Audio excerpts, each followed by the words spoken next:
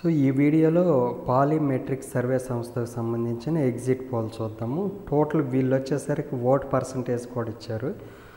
కాంగ్రెస్కు 1% vote percentage వస్తే TDP కూటమికి వచ్చేసరికి 43, వైసీపీకి 51.5% ఇచ్చాడు.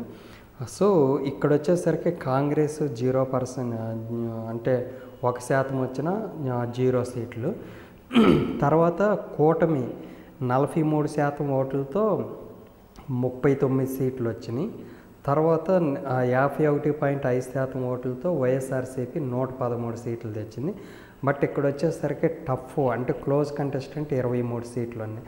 సో ఓవరాల్గా వైఎస్ఆర్సీపీ 51.5% ఓట్లతో 113 సీట్లు తెచ్చుకుంటే కూటమి వచ్చేసరికి 43%తో 39 సీట్లు, క్లోజ్ కంటెస్టెంట్ 23. సో ఓవరాల్గా పాలిమెట్రిక్ సర్వే సంస్థకు సంబంధించి వైసీపీకి ఎడ్జ్ ఇచ్చింది.